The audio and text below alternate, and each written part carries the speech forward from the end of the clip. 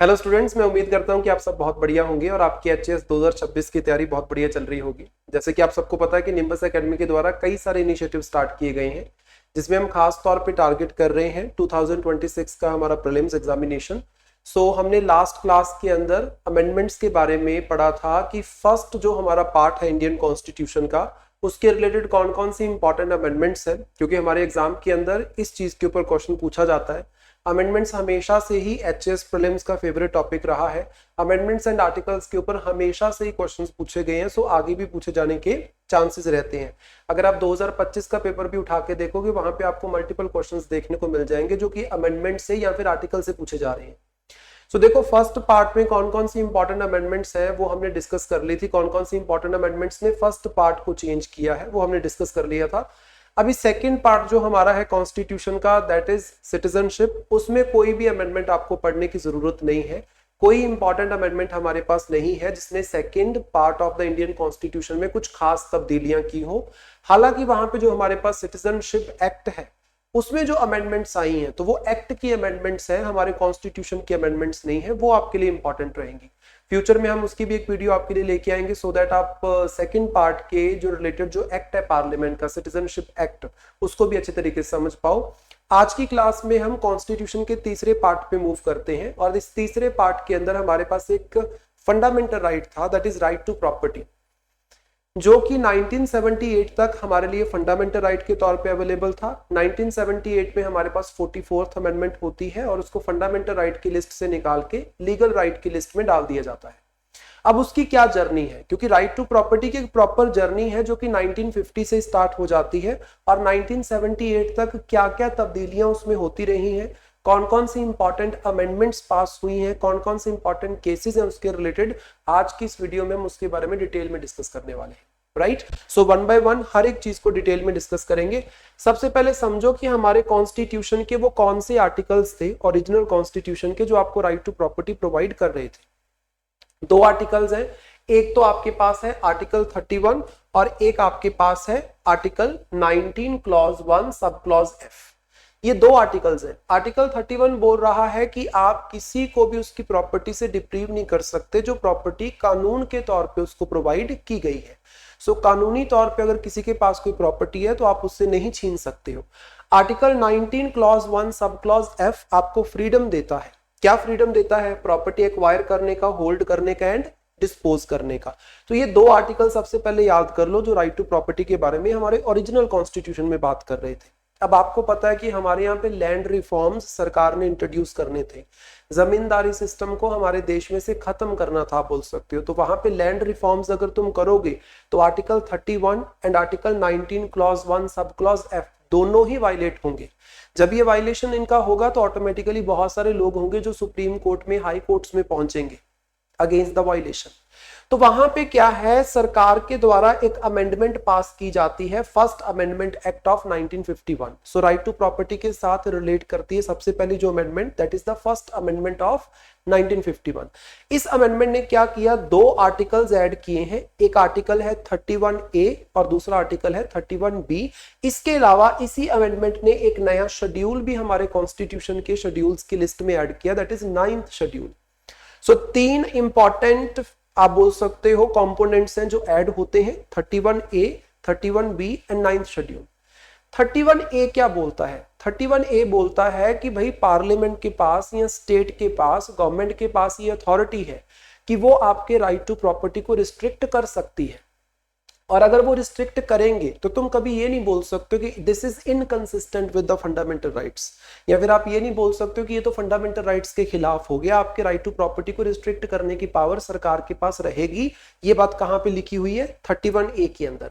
31B के अंदर क्या लिखा हुआ है कि अगर सरकार कुछ भी, कोई भी लॉ 9th शेड्यूल में ऐड करती है तो उसको तुम ये कह के चैलेंज नहीं कर सकते कि वो लॉ फंडामेंटल राइट्स को हार्म कर रहा है, तो इसको हम चैलेंज करेंगे किसी अदालत के अंदर ले जाके। तो मतलब 9th शेड्यूल में लिखे गए कानून अगर फंडामेंटल राइट्स को हार्म कर भी रहे हैं, स्टिल आप उनको चैलेंज नहीं कर सकते हो। और 9th शेड्यूल यहाँ पे ऐड हुआ। 9th शेड्यूल एक तरीके से प्रोटेक्टोरेट है। किस चीज का प्रोटेक्टोरेट है? उन सारे लॉज का प्रोटेक्टोरेट है, आप बोल सकते हो, जो लॉज राइट टू प्रॉपर्टी को हार्म कर रहे थे। अगर कोई भी सरकार का कानून राइट टू प्रॉपर्टी को हार्म कर रहा है, फंडामेंटल राइट को हार्म कर रहा है, सरकार को क्या करना है? 9th शेड्यूल में उसको लिख दो, 9th शेड्यूल की सूची के अंदर उसको ऐड कर दो। फिर उसके ऊपर क्या है? जुडिशियल रिव्यू नहीं हो सकता है। सो 9th शेड्यूल में लिखे गए कानूनों के ऊपर तुम कोर्ट में जाके उसको चैलेंज नहीं कर सकते। ये बात भी फर्स्ट अमेंडमेंट ने ऐड करवा दी। सो ये 3 इंपॉर्टेंट प्रोविजन है जो फर्स्ट अमेंडमेंट से ऐड हुई। इस अमेंडमेंट के बाद आपको एक केस देखने को मिलेगा, that is Shankari Prasad case, जहां पे इस अमेंडमेंट को क्या किया जाता है? चैलेंज किया जाता है। शंकरी प्रसाद केस जब सुप्रीम कोर्ट में ये केस आता है तो सुप्रीम कोर्ट फर्स्ट अमेंडमेंट को वैलिड बताती है। सुप्रीम कोर्ट बोलती जो 31A, 31B and 9th schedule add हुआ है उसको ऐड करने का पावर पार्लियामेंट रखता है। सो मतलब पार्लियामेंट अमेंडमेंट करके फंडामेंटल राइट्स को हार्म कर सकता है, फंडामेंटल राइट्स को रिस्ट्रिक्ट कर सकता है। फंडामेंटल राइट्स को रिस्ट्रिक्ट करने की पावर पार्लियामेंट के पास है, और अगर फंडामेंटल राइट को रिस्ट्रिक्ट करने के लिए पार्लियामेंट कोई अमेंडमेंट पास करता है तो उस अमेंडमेंट को तुम आर्टिकल 13 क्लॉज 2 के तहत चैलेंज नहीं कर सकते, क्योंकि आर्टिकल 13 क्लॉज 2 बोलता है कि अगर कोई भी कानून फंडामेंटल राइट्स को हार्म करेगा तो उसको रद्द डिक्लेयर किया जा सकता है, नल एंड वाइड डिक्लेयर किया जा सकता है बाय द जुडिशरी। क्या अमेंडमेंट्स को डिक्लेयर कर पाओगे? Answer is no. ये बात कहां पे बोली सुप्रीम कोर्ट ने? शंकरी प्रसाद केस के अंदर। अब ये बात यहां पे तो सुप्रीम कोर्ट ने बोल दी है, लेकिन कुछ सालों के बाद आपको 1967 के अंदर एक और केस देखने को मिलेगा, that is Golaknath case. That is Golaknath case, जहां पे सुप्रीम कोर्ट कुछ अलग बात करेगी। सुप्रीम कोर्ट बोलेगी कि आप फंडामेंटल राइट्स को अमेंड नहीं कर सकते हो, फंडामेंटल राइट्स को अमेंड नहीं कर सकते हो। अमेंड ना करने का यहां पे मेरा मतलब क्या है? वो बोलते कि डीपीएसपीस को इंप्लीमेंट करने के लिए तुम फंडामेंटल राइट्स को हार्म नहीं करोगे। सो डीपीएसपीस के इंप्लीमेंटेशन के लिए फंडामेंटल राइट्स को कॉम्प्रोमाइज नहीं करोगे। फंडामेंटल राइट्स जो है वो इंपॉर्टेंट है, डीपीएसपीस के चक्कर में सरकार इसको कॉम्प्रोमाइज नहीं करेगी। डीपीएसपीस क्या बोल रहे थे कि इक्विटेबल रिसोर्स का डिस्ट्रीब्यूशन होना चाहिए, और फंडामेंटल राइट में राइट टू प्रॉपर्टी क्या बोल रहा है कि आपकी जो लीगल प्रॉपर्टी आपसे कोई नहीं छीन सकता। इट मींस जमींदारों से तुम प्रॉपर्टी नहीं छीन सकते हो।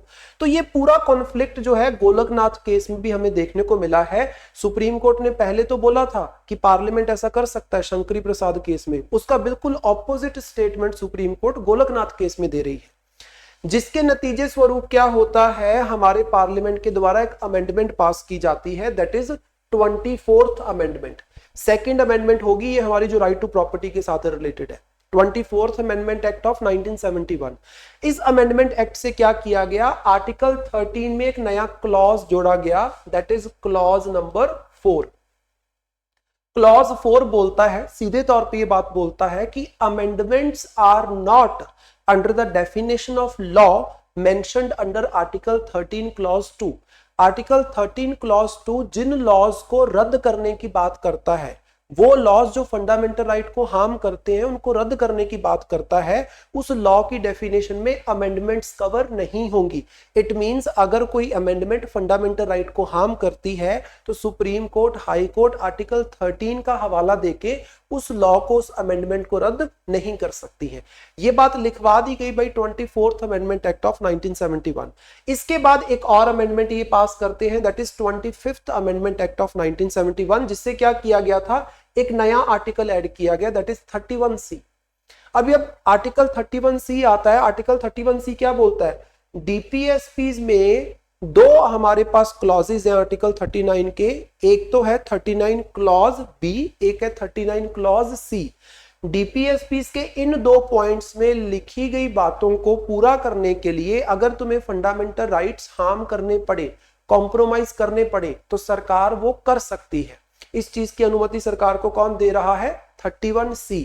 तो मतलब DPSPs mention under 39B and 39C, इसको इंप्लीमेंट करने के लिए फंडामेंटल राइट्स, स्पेशली कौन सा fundamental right? Right to property compromise किया जा सकता है। यह बात सीधे तौर पे हमें यहां पे देखने को मिली। अब 39B या 39C के अंदर क्या लिखा हुआ है? 39B के अंदर इक्विटेबल डिस्ट्रीब्यूशन ऑफ रिसोर्सेज की बात की जाती है, डीपीएसपी का ये आर्टिकल है। और 39 जो सी है, क्लॉज सी है, उसमें बात की जाती है कि कंसंट्रेशन ऑफ वेल्थ नहीं होनी चाहिए।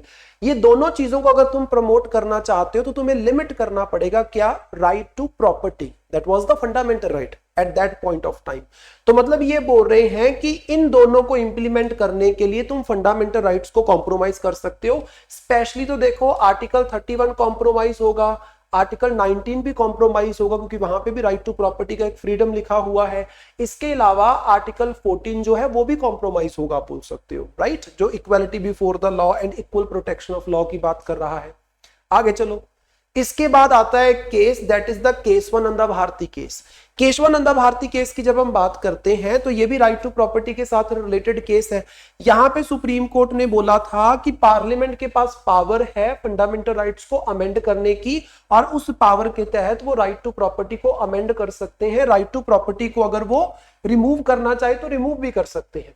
अब यहां पे गौर करना, राइट टू प्रॉपर्टी के रिलेटेड इससे पहले क्या है, एक 13 क्लॉज 4 ऐड हुआ था बाय 24th अमेंडमेंट 1971, और एक 31C जो है वो ऐड हुआ था बाय 25th अमेंडमेंट 1971। अब इन दोनों आर्टिकल्स को 31C में भी कौन सा, 31C क्लॉज 1, इन दो आर्टिकल्स को हरी झंडी दिखाती है कौन, सुप्रीम कोर्ट, और सुप्रीम कोर्ट बोलती है कि ये दोनों आर्टिकल्स बिल्कुल सही हैं। इसमें लिखी गई बात 101% सही है।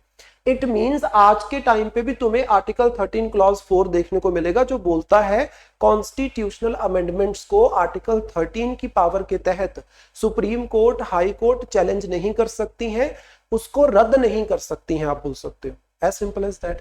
तो ये चीज होती है केशवानंदा भारती केस में। अब केशवानंदा भारती केस से थोड़ा इन्फ्लुएंस होके सरकार क्या है और एनकरेज हो जाती है। सरकार क्या करती है, 42nd अमेंडमेंट एक्ट पास करती है 1976 में, और ये जो अमेंडमेंट एक्ट है ये क्या करता है, 31C के स्कोप को बढ़ा देता है। पहले 31C बोल रहा था कि article 39 clause B and 39 clause C वाले डीपीएसपी को इंप्लीमेंट करने के लिए फंडामेंटल राइट्स को कॉम्प्रोमाइज किया जा सकता है, स्पेशली आर्टिकल 14, आर्टिकल 19 और आर्टिकल 31 वाला फंडामेंटल राइट। अब ये स्कोप को एक्सपेंड करने का मतलब क्या है कि किसी भी डीपीएसपी के लिए, किसी भी डीपीएसपी को इंप्लीमेंट करने के लिए फंडामेंटल राइट्स के इन आर्टिकल्स को कॉम्प्रोमाइज किया जा सकता है। पहले सिर्फ इनके लिए था, अब फॉर ऑल द डीपीएसपीज। तो मतलब इसका स्कोप एक्सपेंड कर दिया गया, जो कि गड़बड़ है बहुत बड़ी। ये इंदिरा गांधी की सरकार के द्वारा कराया गया था। अब इंदिरा गांधी ने इस टाइम पे इमरजेंसी लगा रखी थी और ड्यूरिंग इमरजेंसी ये अमेंडमेंट पास हुई है। तो इस 42nd अमेंडमेंट, जिसको मिनी कॉन्स्टिट्यूशन बोलते हैं, इसमें बहुत सारी प्रॉब्लम्स है। उसमें से कुछ प्रॉब्लम्स को रिजॉल्व करती है 44th अमेंडमेंट, और इस 44th अमेंडमेंट ने एक बड़ी जबरदस्त चीज राइट टू प्रॉपर्टी के साथ की, that is right to property को फंडामेंटल राइट की लिस्ट से निकाल के लीगल राइट्स में डाल दिया। सो ये जो तुम्हारे पास article 19 clause 1 sub clause F है या फिर आर्टिकल 31 है, इन दोनों को रिमूव कर दिया गया। राइट टू प्रॉपर्टी को फंडामेंटल राइट की लिस्ट से रिमूव करके कहां रख दिया गया, अंडर आर्टिकल 300A, जो कि कॉन्स्टिट्यूशन के पार्ट नंबर 12 में आपको देखने को मिलेगा। अब 300A क्या बोलता है, no person shall be deprived of his property save by the authority of law. मतलब किसी भी पर्सन से आप उसकी प्रॉपर्टी नहीं छीन सकते हो जो कि लॉ के द्वारा उसको प्रोवाइड की जा रही है, मतलब लीगल प्रॉपर्टी नहीं छीन सकते किसी भी पर्सन से। तो मतलब राइट टू प्रॉपर्टी आज के टाइम पे जो कि लीगल राइट है, आर्टिकल 300A के अंदर मेंशन्ड है, ये सबका है, ये सिर्फ सिटीजन्स का नहीं है। हमारे देश में बैठे हुए फ्रेंडली फॉरेनर्स का भी ये फंडामेंटल राइट है, आप बोल सकते हो। जो रेजिडेंट्स हैं उनका भी है, क्योंकि कई रेजिडेंट्स ऐसे भी हो सकते हैं जो सिटीजन्स हमारे देश के ना हो। तो मतलब it is for all the persons, ये बात आपने याद रखनी है। अब ये जो पार्लियामेंट ने 42nd अमेंडमेंट से 31C का स्कोप एक्सपेंड किया था, उस स्कोप को स्ट्रक डाउन कर दिया जाता है और 31C को ओरिजिनल पोजीशन पे पहुंचा दिया जाता है। क्या बोला था 42nd अमेंडमेंट ने, किसी भी डीपीएसपी को इंप्लीमेंट करने के लिए तुम फंडामेंटल राइट्स को कॉम्प्रोमाइज कर सकते हो। ओरिजिनली क्या बोल रहा था 39 clause B and 39 clause C को इंप्लीमेंट करने के लिए आर्टिकल 14, 31 और 19 को कॉम्प्रोमाइज किया जा सकता है। सो उस ओरिजिनल पोजीशन पे इसको पहुंचा दिया कौन से केस में? सुप्रीम कोर्ट ने मिनर्वा मिल्स केस ऑफ 1980, ये आपने याद रखना है, इंपॉर्टेंट है। This case is also related to your right to property.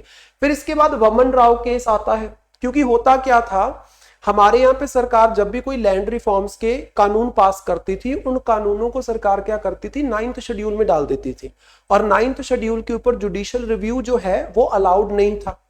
Supreme Court ने केशवानंदा भारती केस के अंदर ये बात बोली कि जुडिशियल रिव्यू बेसिक स्ट्रक्चर है, तो ये कॉन्स्टिट्यूशन के हर एक भाग के ऊपर हो सकता है, इंक्लूडिंग द 9th शेड्यूल। इस बात को रिकन्फर्म सुप्रीम कोर्ट ने कहां पे किया? वामन राव केस में। सुप्रीम कोर्ट बोलती कि अगर केशवानंदा भारती की जजमेंट के बाद आप कोई भी कानून 9th शेड्यूल में रखोगे और अगर वो कानून basic structure of Indian constitution को हार्म कर रहा होगा, तो चाहे वो 9th शेड्यूल में लिखा हुआ है, हम उसके ऊपर जुडिशियल रिव्यू कर सकते हैं। अगर कोई कानून बेसिक स्ट्रक्चर को हार्म नहीं कर रहा है, फिर वो 9th शेड्यूल में लिखा हुआ है, फिर उसके ऊपर जुडिशियल रिव्यू नहीं होगा। अगर वो बेसिक स्ट्रक्चर को हार्म करेगा, फिर हम उसके ऊपर जुडिशियल रिव्यू कर सकते हैं। ये बात सुप्रीम कोर्ट ने कहां पे बोली? वामन राव केस 1981 के अंदर। फिर कुछ रीसेंट केसेस जाते जाते मैं आपको बता देता हूं। एक हमारे पास रीसेंट केस है विद्या देवी केस ऑफ 2020, जहां पे सुप्रीम कोर्ट ने बोला अगर आप लॉ के खिलाफ जाके, लॉ के अगेंस्ट जाके इलीगल तरीके से किसी की प्रॉपर्टी छीनते हो, तो वो उसका सिर्फ लीगल राइट नहीं आप हार्म कर रहे, आर्टिकल 300A वाला, साथ ही साथ आप उसका ह्यूमन राइट भी हार्म कर रहे हो। तो ये बात विद्या देवी केस के अंदर सुप्रीम कोर्ट के द्वारा बोली गई। एक और मोस्ट रीसेंट हमारे पास केस है, that is property owners association versus state of Maharashtra case 2024।